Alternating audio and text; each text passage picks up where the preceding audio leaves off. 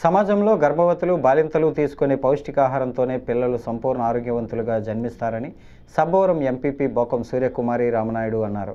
Sabbavaram ICDS project ఆధ్వర్యంలో ఇక్కడి మండల పరిషత్ మీటింగ్ హాలులో శనివారం నిర్వహించిన పౌష్టికాహార పక్షోత్సవాల ముగింపు సమావేశంలో ఆమె ముఖ్య అతిథిగా పాల్గొన్నారు.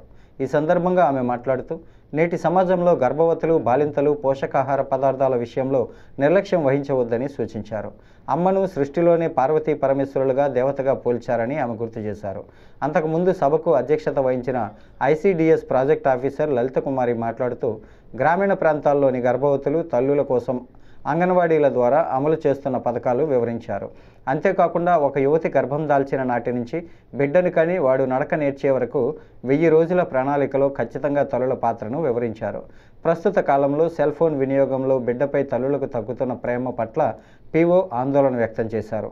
మండల విద్యాశాఖ 2 అధికారి ఎంజే రవీంద్రబాబు మాట్లాడుతూ ఐసీడీఎస్ ప్రాజెక్టుకు విద్యాశాఖకు గల అనుబంధాన్ని వివరించారు. తమ పాఠశాలలో చదివే కిషోర బాలికలు పెద్దవారైన తర్వాత పెళ్లిళ్లు చేసుకొని ఆరోగ్యవంతమైన తల్లులుగా తమ బిడ్డలను విద్యావంతులుగా తీర్చిదిద్దాలని పిలుపునిచ్చారు. మంచి పోషకాహారం తీసుకోవాలి. అలాగే ఎర్లీ మ్యారేజెస్ని అరికట్టడం. ఎర్లీ మ్యారేజెస్లో అయితే ప్రతి సంవత్సరం కూడా ఆగస్టు నెల వస్తేప్పటికి మహిళా సంక్షేమ శాఖలో ఒక వారం రోజుల పాటు తల్లిపాల వారోత్సవాలు నిర్వహిస్తూ తల్లిపాల యొక్క ప్రాముఖ్యత గురించి వివరించడం జరుగుతుంది. అలాగే ఆగస్టు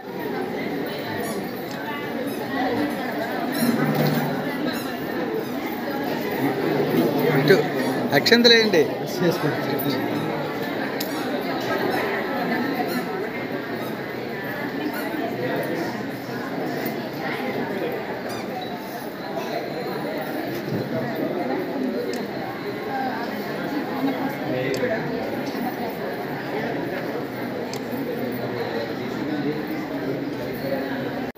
ప్రతి నెల మార్చి కానీ ఏప్రిల్ మొదటి వారంలో కానీ ఒక 15 రోజుల పాటు పక్షోత్సవ కార్యక్రమం అనేది నిర్వహించడం జరుగుతుంది.